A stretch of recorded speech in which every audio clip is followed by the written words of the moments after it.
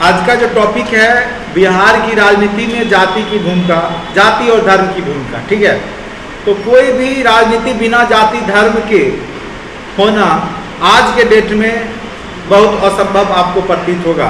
खास करके वैसे राज्य जो गरीबी से जूझ रहे हैं, जहाँ पे जनसंख्या घनत्व ज़्यादा है और सामाजिक स्ट्रक्चर में भिन्नताएं हैं। कहने का अर्थ है विभिन्न तरह की जहाँ पे जातियों का निवास है। स्वाभाविक सी बात है, अलग अलग जातियां हैं तो उनका अलग अलग डिमांड भी होगा, अलग अलग मांगे भी होगा। जैसा आदमी उसकी वैसी नीड, वैसी आवश्यकता, तो उसके लिए अपनी आवश्यकताओं की पूर्ति के लिए वो अपना अपना जो है लाभ हित की बात करेंगे। तो स्वाभाविक सी बात है कि उनकी लाभ की हित वही पूर्ति करेगा जो उनसे जुड़ा हुआ व्यक्ति होगा। तो वो चाहेंगे कि हमारे बिरादरी का व्यक्ति वहाँ जाए जो हमारे हित की बात करे। ठीक है, तो अभी आप देखिएगा कि वर्तमान में जातिगत जनगणना की भी बात की जा रही है, खास करके बिहार उसमें बहुत आगे है। बिहार सरकार जो है, हमारे माननीय मुख्यमंत्री नीतीश जी, वो बोल रहे हैं कि जातिगत जनगणना होना चाहिए।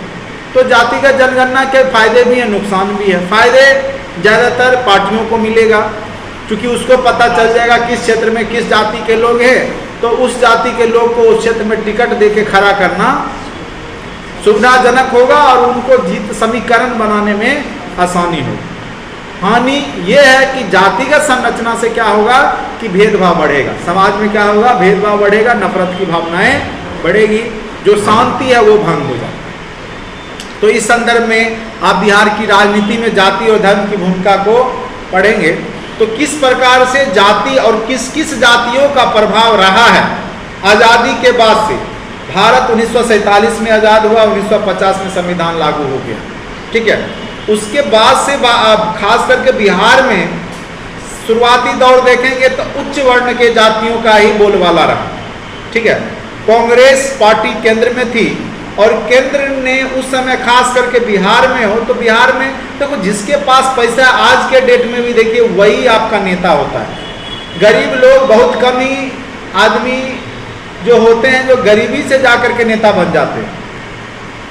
90% व्यक्ति वो हैं जो जमींदार घराने से हैं, पूंजीपति घराने से हैं, जिनके पास अथाह पैसा है। चूंकि चुनाव लड़ने में बहुत ज़्यादा खर्च है और इस बात का कोई गारंटी नहीं है कि जीत होगी कि हार होगी।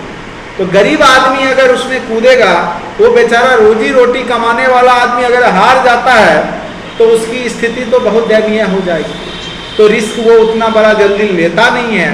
तो मैक्सिमम जमींदार लोग ही आज़ादी के समय भी राजनीति में आते थे, जिनके पास सब कुछ है, काम धंधा नहीं है, तो चलो भाई राजनीति में आ गए। अभी भी आप देखिएगा 100 बच्चा में से उठाइए, एक भी आपको नहीं बोलेगा कि हमको नेता बनना।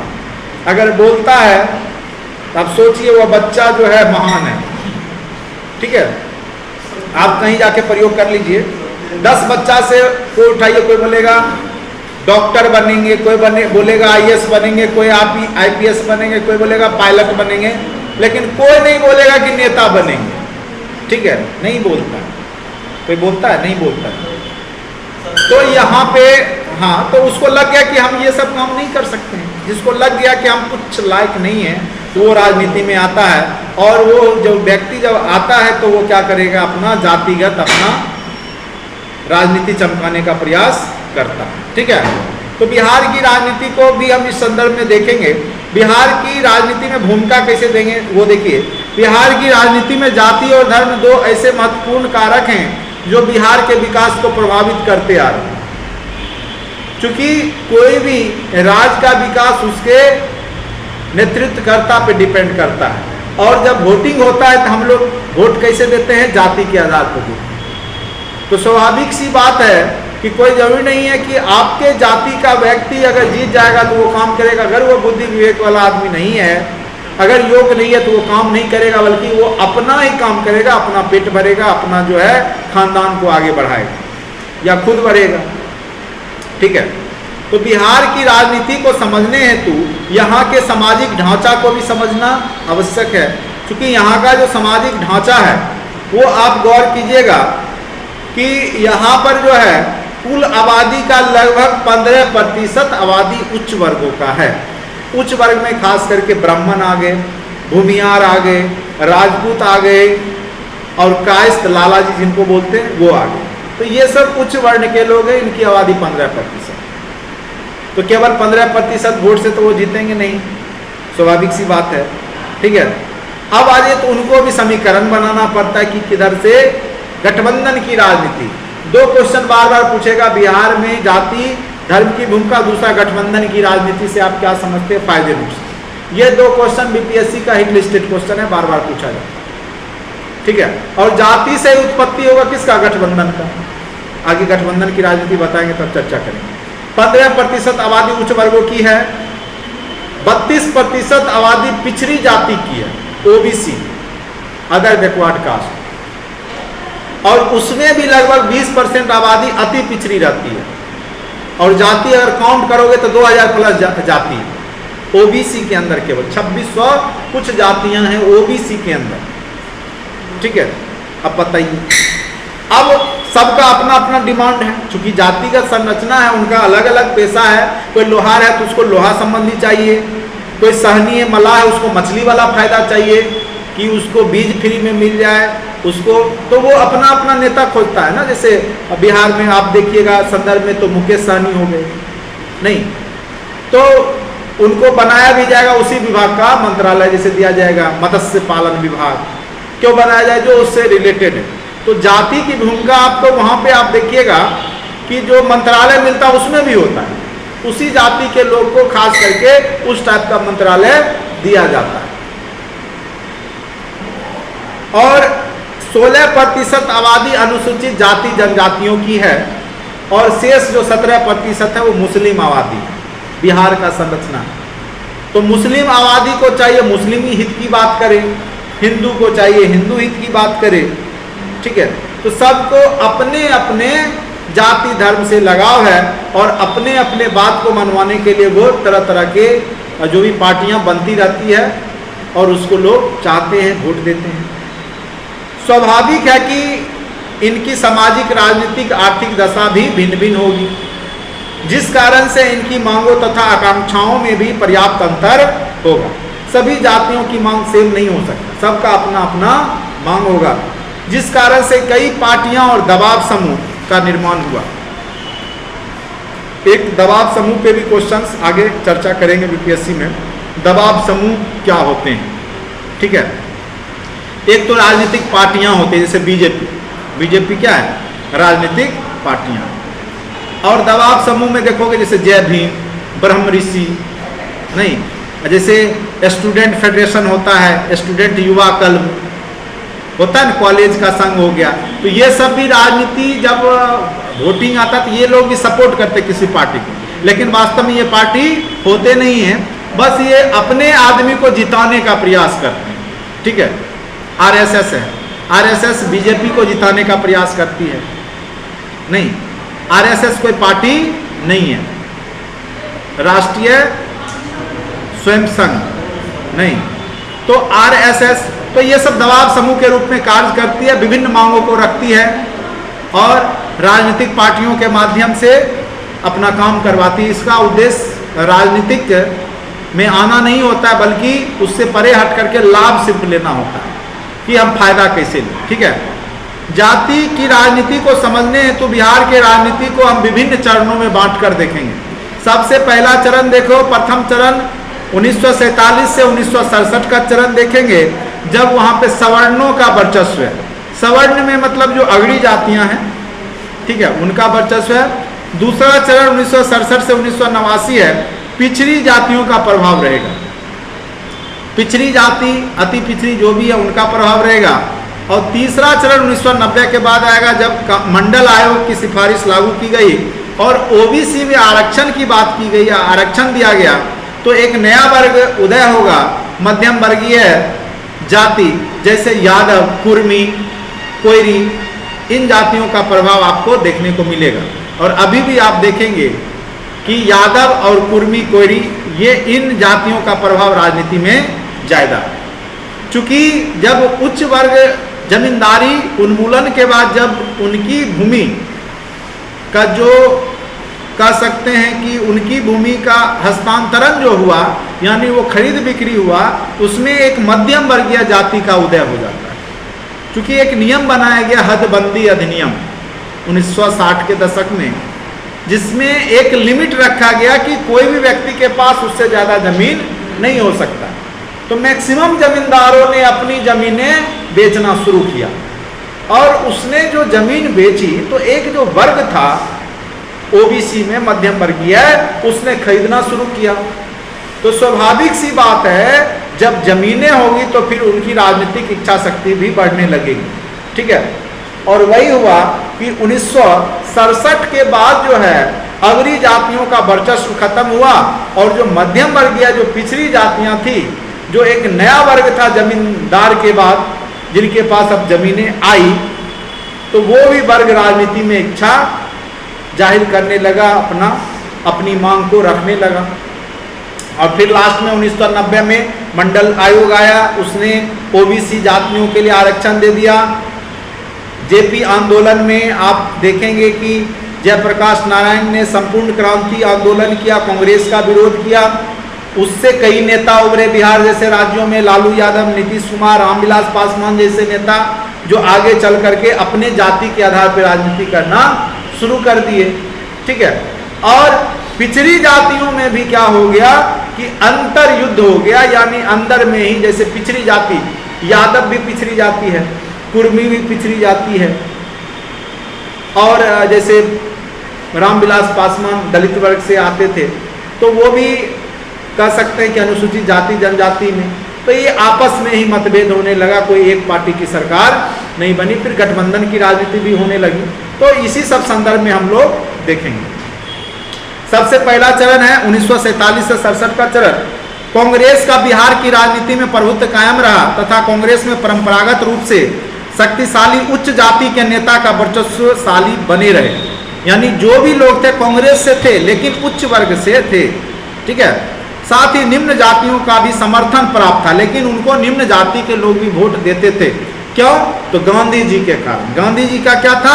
अछूतोद्धार कार्यक्रम, हरिजन शब्द दिए, अछूतों के उद्धार करने का प्रयास किया, निम्न जातियों के लिए बहुत काम किए, करवाए गांधी जी, जिस कारण से कांग्रेस में उनका आस्था जग गया था। जो अछूत थे, जो दलित थे, तो वो भी वोट कांग्रेस को देते थे। जैसे अभी बीजेपी को वोट देते हैं महादलित भी, जिधर उनका जो प्रमुख नेता होता है वो जिधर ढुलका उधर वो भी जनता तो उधर ही मेन नेतृत्व करता जिधर गया, ठीक है।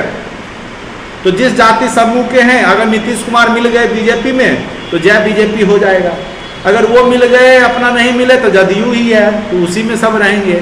तो इस तरीका का जो है आप देखेंगे कि बिहार में दिखेगा, ठीक है।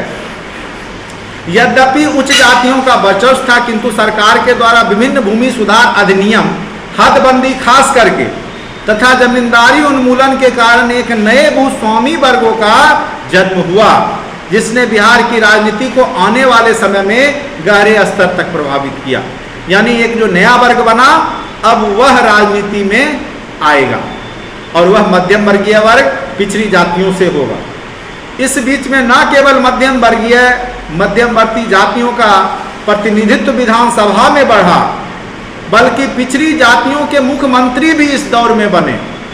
1967-68 में कर्पूरी ठाकुर द्वारा पहली बार पिछड़ा अगरा या पिछड़ी अगरी का नारा दिया गया। पिछड़ी जाति और अगरी जाति जो शब्द का प्रयोग सर्वप्रथम कर्पूरी ठाकुर ने किया। कांग्रेस के अंदर भी अन्य पिछड़ी जातियों की भागीदारी बढ़ने लगी। अब कांग्रेस पार्टी में भी बहुत सारी पिछड़ी जातियों के नेता शामिल होने लगे। इसी समय भोला पासवान शास्त्री जो दलित समुदाय के थे, उनको मुख्यमंत्री बनने का भी सौभाग्य मिला, लेकिन ज़्यादा दिन ये शासन कर नहीं पाते हैं।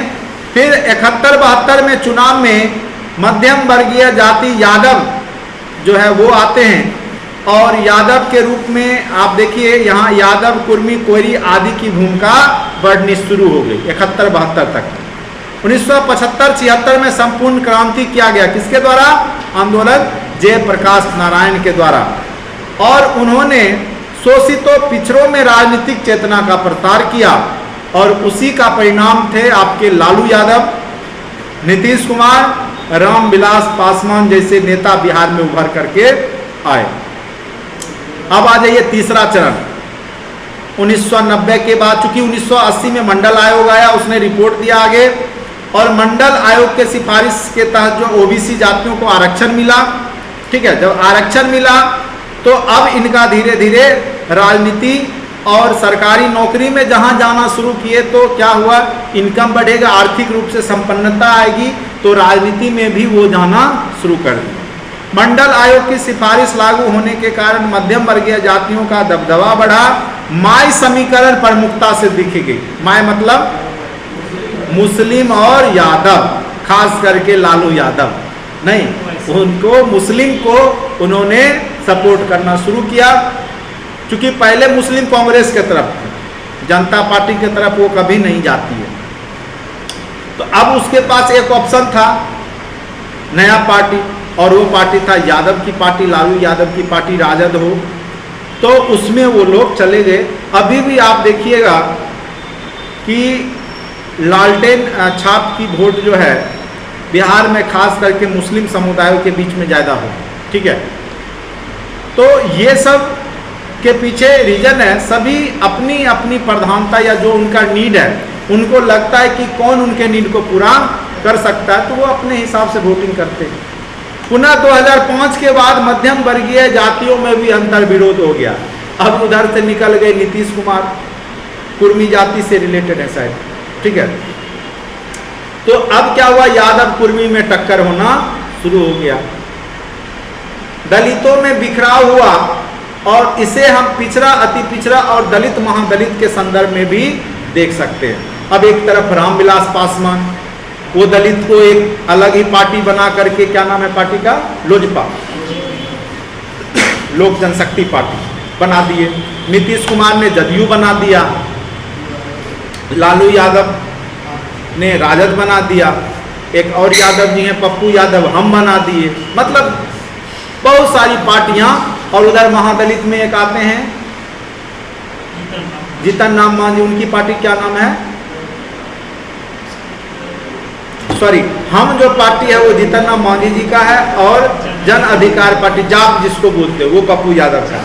तो अब देखिएगा कि एक ही जाति में अब दो पार्टियां बन गई, तो स्वाभाविक सी बात है अंतर विरोध शुरू हो गया 2005 के बाद। और यहाँ पे आप देखेंगे किसी पार्टी को पूर्ण बहुमत मिलना बंद हो गया, तो कभी बीजेपी के साथ गठबंधन, तो कभी राजद जदयू मिलके गठबंधन, तो इस प्रकार की राजनीति आपके बिहार में देखने को मिलेगी, यानी जाति अभी भी भारी पड़ रहा है, ठीक है।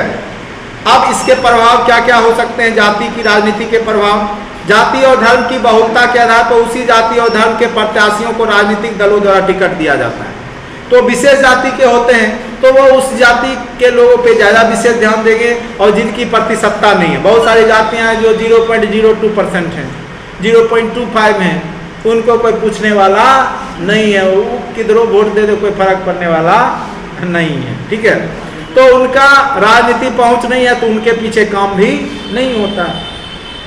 जाति के आधार पर रैली या सभा का आयोजन होने लगा, कुर्मी रैली, तो यादव रैली, जय भीम रैली होते रहता है, नहीं ब्रह्म ऋषि रैली, तो सब जाति के आधार पर रैली पटना में अपना बुलाते रहते हैं। यादव का रैली होगा तो यादव सब जमा हो जाएंगे। उससे क्या होता है कि सामाजिक वैमनस्यता की भावना बढ़ती है, जातीय संकीर्णता तथा धार्मिक कट्टरता को बढ़ावा मिलेगा। अब मान के चलो कोई आतंकवादी घटना घटित करके मुस्लिम को टारगेट कर दिया जाएगा, हिंदू को ऑर्गेनाइज कर दिया जाएगा, तो वो क्या होगा कि धार्मिक कट्टरता बढ़ेगा ना, ठीक है, और जातिगत नफरत की भावना बढ़ेगी। मंत्रिमंडल में भी जातीय और धार्मिक आधारों पर बंटवारा होने लगा कि अब जिधर जो मंत्रिमंडल का सीट है तो उसी हिसाब से जाति और धर्म को देख करके उस क्षेत्र को, उस मंत्रालय को, उस मंत्री को दिया जाता है। जिधर ज़्यादा वोट होगा, जिधर जिस व्यक्ति का, जिस धर्म के लोग हैं उस तरफ, उसी धर्म से जुड़े हुए व्यक्ति को मंत्रालय दिया जाता है।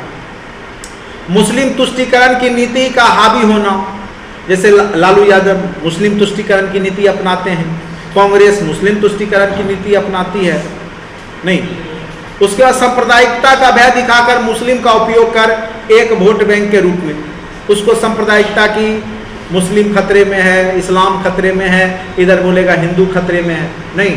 तो यह बोल बोल करके जाति की राजनीति, धर्म की राजनीति यही होती है।